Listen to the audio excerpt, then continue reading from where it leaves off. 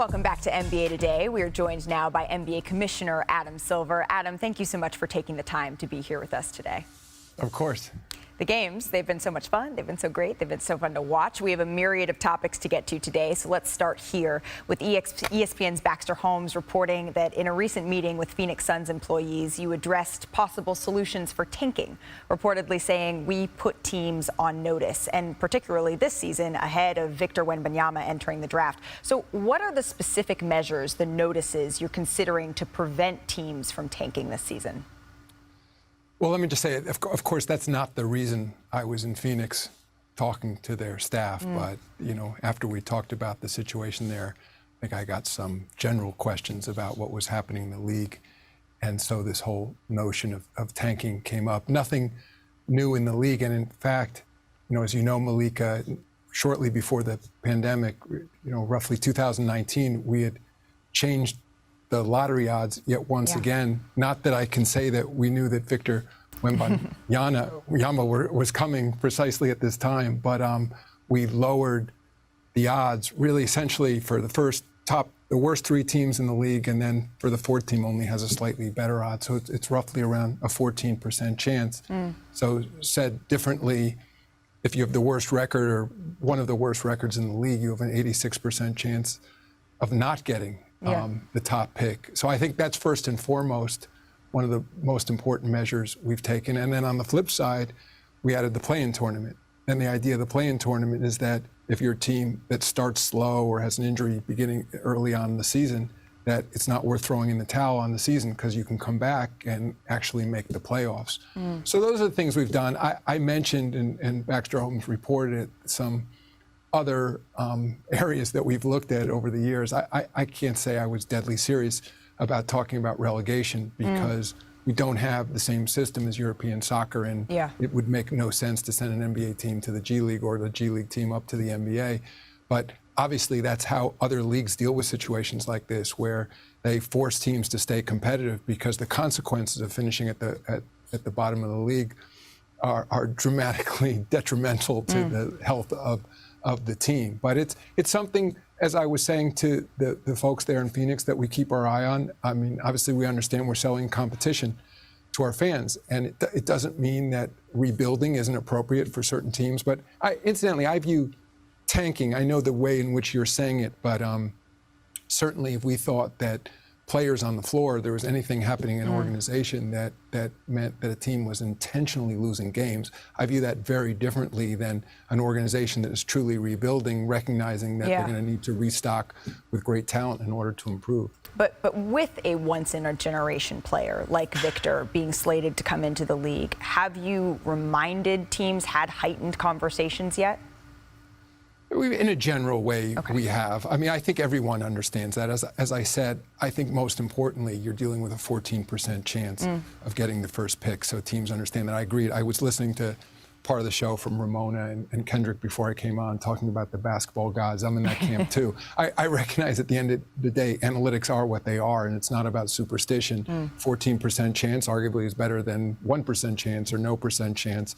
But as I said, it doesn't, even in terms of the straightforward odds, it doesn't benefit a team to be the absolute worst in the league. And even if you're one of the poor performing teams, you're still dealing with a 14% chance. But I think it's one of these things, there's no perfect solution, but we still think a draft is the right way to rebuild your league over time. We still think it makes sense among partner teams, or actually a decision is made that the worst performing teams are in a position to restock with what the prospects of the best players coming in. So we haven't come up with a better system. Let's talk expansion. Earlier this month, LeBron had this to say when he was asked about an NBA team coming to Vegas. I would love to bring a team here at some point. That would be amazing. And I know Adam is in Abu Dhabi right now, I believe, but he probably sees every single interview and transcript that comes through from NBA players. So I want the team here, Adam. Thank you. What's your response to LeBron here?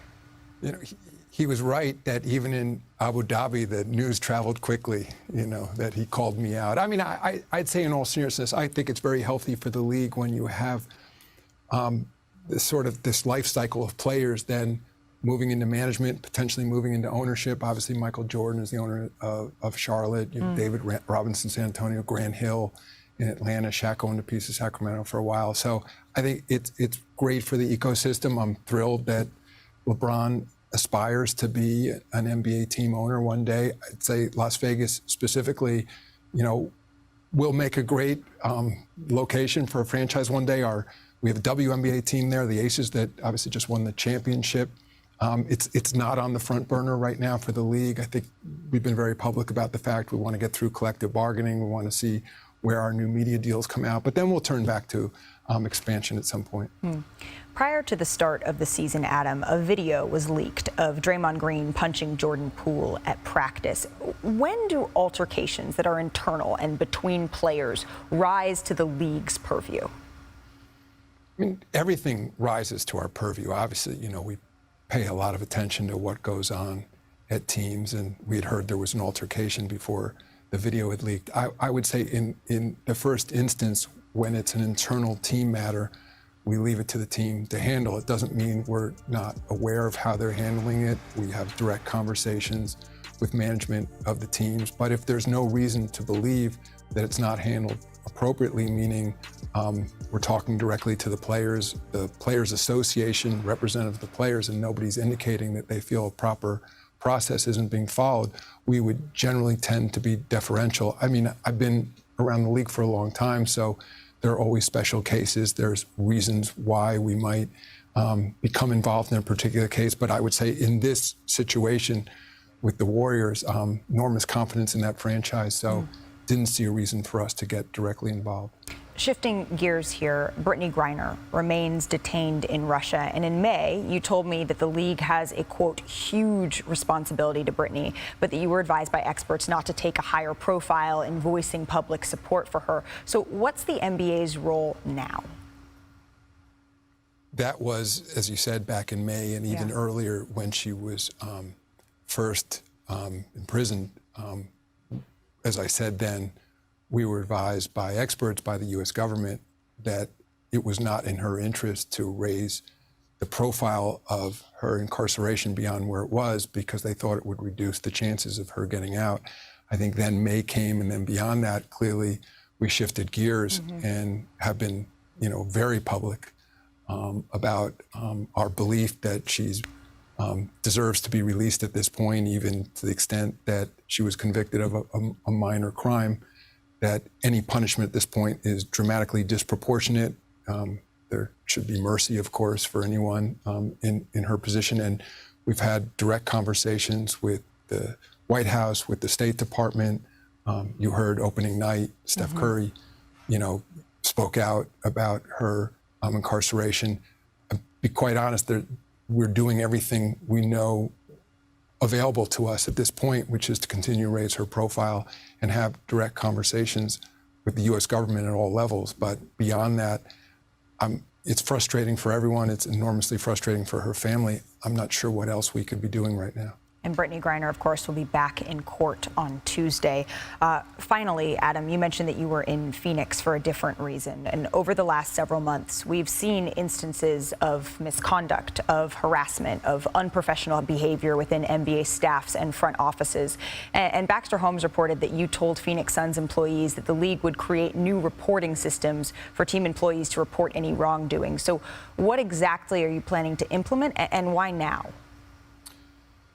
Well, I mean, why now? I don't think it's just the situation in Phoenix. As you've pointed out, there are issues in workplaces. These are not unique problems to the NBA or the WNBA or any of our other leagues for that matter, but it's clear that we need to do a better job.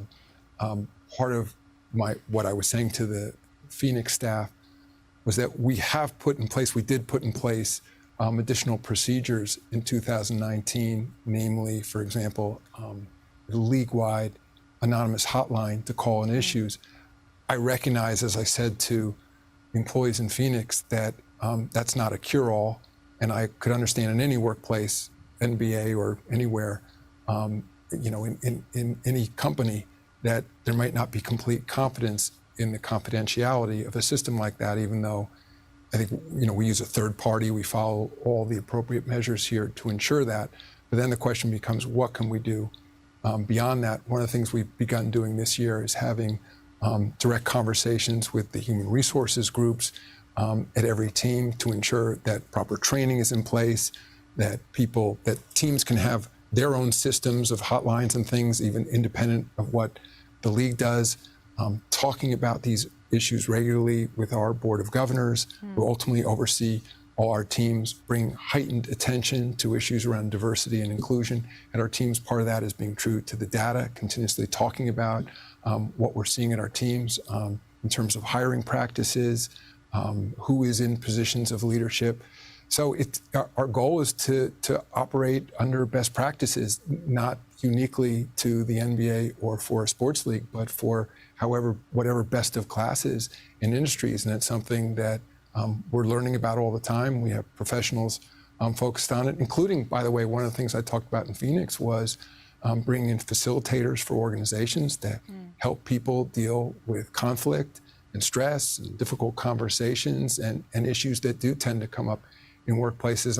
Lastly, I'd say some of those issues are magnified in a workplace like you have in the NBA, where people are working often at nights, on weekends, traveling a lot under high stress conditions. So, as I said, we hope to be an exemplar for society at large, and also we understand that there are going to be issues, and part of what we should be judged on is how we handle them when they do come up. Yeah, and to me, when you speak about the tip line and putting that into place, I think the investigation with the Suns, right?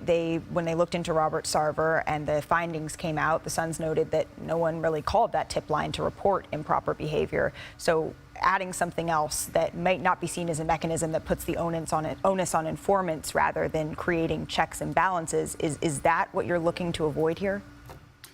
Yeah, in part, I'll add that what you're calling the tip line was a relatively recent measure, and the investigation of the Suns went back, almost 20 years. Yeah. So I'd say if you look at the progression of what's happened in our workplaces, probably similar to what you see in other industries, the practices that are now in place were not there historically. So, again, I recognize though that there's no perfect system. And again, I can understand if I worked in any organization being told by management, call this number and don't worry, we'll take care of things.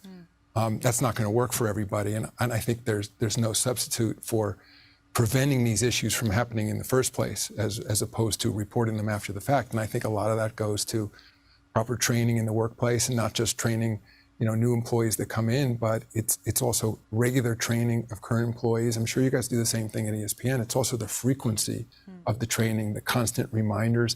No different if you go into, it's interesting when you were talking about tipping, I was thinking the signs that you see in NBA locker rooms and things, constantly reminders to players about rules and procedures that need to be followed in the league. I think with anything I've learned, you need to talk about these issues regularly, and repetition becomes critically important. So it's not a one-time training, a check the box sort of notion, and everybody goes back to what they're doing.